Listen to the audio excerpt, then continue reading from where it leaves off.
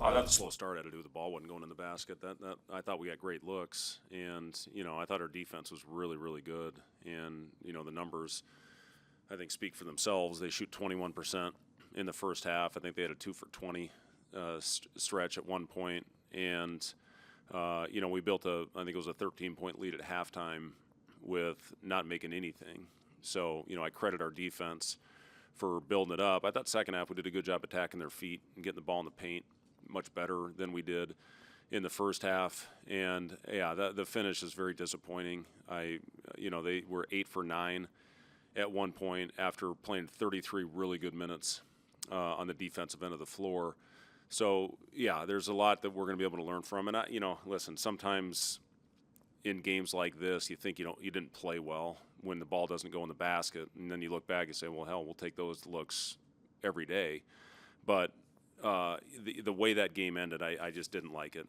It's unacceptable for this group. It's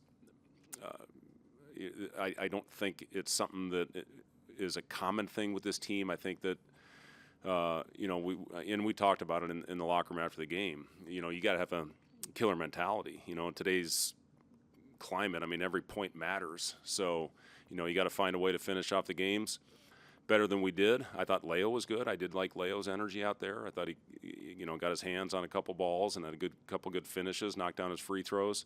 But yeah, we got to finish the game much better than we did. The last 8. I think we got a 31-point lead at one point. You got to push that thing up to 40.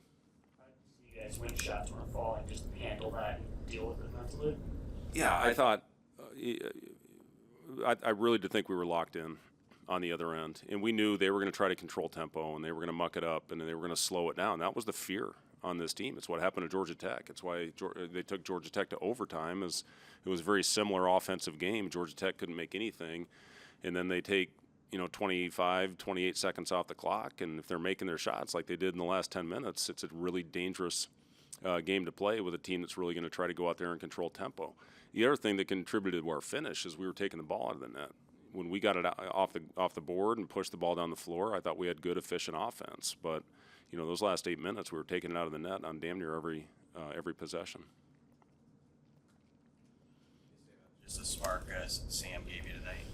Yeah, I thought Sam's defensive rebounding was huge in the first half. I think all 7 of his rebounds came in the first 20 minutes. And, the steals, 4 steals, 4 assists, no turnovers.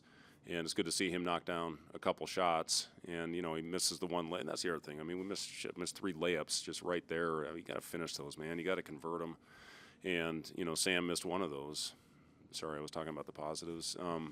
Sam played well. I was happy with Sam's game tonight. Go ahead. You guys went 15-18 at the line tonight. It's been an area that obviously early in the year, but you guys have struggled a bit there. How important was to see some growth? Yeah, those matter. When the ball isn't going in from behind the arc, you got to find a way to manufacture some points, and it was good to see our guys convert on those free throws. BK, it was good to see him knock some of those down. He's got to finish better inside in the paint, but it was good to see him knock down his free throws tonight. And really everybody, I thought, stepped up there with confidence. It's good to see him knock them down. Message after the game was that the real season starts now. I guess what's the message going forward over the next few days? Well, I don't think that's true. I think the real season obviously has already started, and we took care of business. We did what we were supposed to do, and now we got a huge test coming up with a really good team, a very well coached team that was in the tournament last year that's playing in as good a league as any in the country. So, we got to. Here's my thing. You got to have. We're off tomorrow, and we got to have 2 unbelievable days of preparation heading into this one. That's our only chance, to compete against a team like this. And, they're going to test us with their size, athleticism. They're really, really talented. So, we need to have great prep heading into this game on Saturday. What do you think you learned from your team in the first 3 games so far?